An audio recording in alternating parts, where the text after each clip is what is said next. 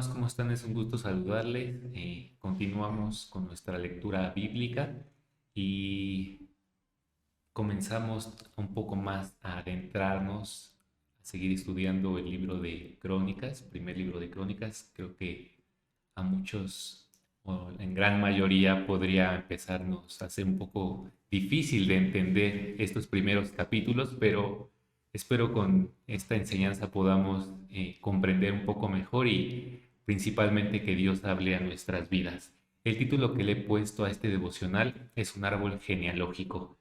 Creo que todos hemos alguna vez en la escuela o con sus hijos les han dejado de tarea quizás hacer un árbol genealógico.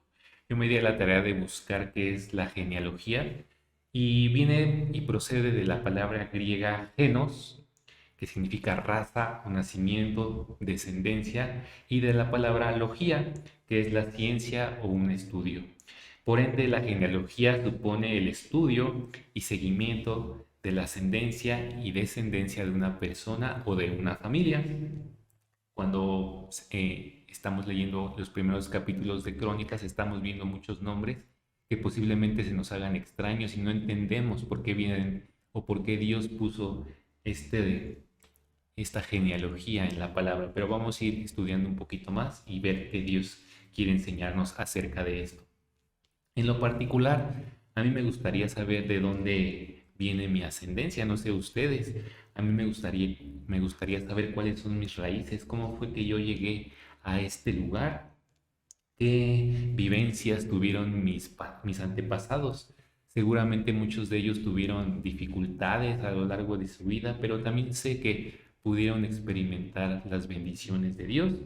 Y todo esto para que hasta el momento de la historia, pues yo me encuentre aquí. Y seguramente muchos de ustedes conocerán historias de sus antepasados, pero realmente quisiéramos nosotros conocer nuestros orígenes. Y en la Biblia podemos encontrar con una tremenda exactitud el dato histórico y genealógico de la humanidad, y más precisamente del pueblo judío. En el capítulo 1 y los capítulos 2 de Crónicas hemos ya estado estudiando un poco y hemos descubierto la genealogía de Adán. Sabemos que Adán pues, fue el primer hombre que Dios creó y de ahí se empezó a desarrollar la historia humana. Ya estudiamos un poquito la genealogía y descendencia de Noé con sus hijos cuando terminó el diluvio y ellos descendieron del arca y estudiamos un poquito de ellos. Y en el capítulo 3 encontramos la genealogía de alguien, yo creo que muy conocido por todos, que fue el rey David. Eh, Vemos un poquito quiénes fueron sus hijos y vemos cómo se desarrolló la descendencia de David. Quizás muchas veces vemos nombres que no son conocidos, que nunca habíamos escuchado hablar de ellos.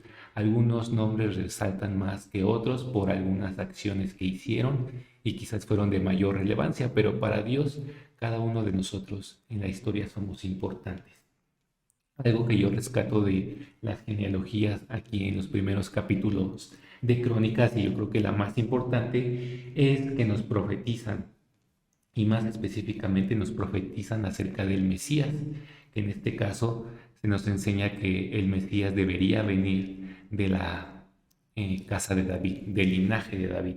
Por eso es muy importante que en este capítulo 3 aprendamos un poco a ser pausados a la hora de estudiar este capítulo para que más adelante cuando sigamos profundizando en las escrituras, en los profetas, esto se nos haga un poco más fácil de entender. Por eso es importante que aprendamos a tener un poco de atención en estos capítulos y no leamos quizás de corrido, sino que aprendamos a tener un poco de paciencia.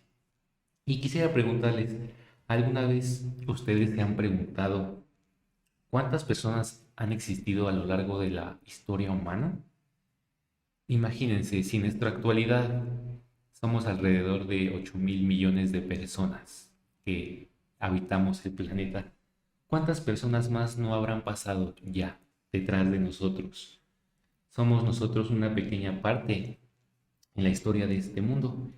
Y quizás nuestro nombre, pues, no, nunca llegue a ser reconocido, quizás nuestro nombre se llegue a perder entre tantas generaciones. y no lleguemos a ser quizás famosos o nuestro legado se quede en los libros de historia para recordar, Dios nos ha llamado a marcar una diferencia en nuestra generación. Ahí con tu familia, donde tú te desenvuelves en tu trabajo, Él quiere que tú pongas el nombre de Dios en alto.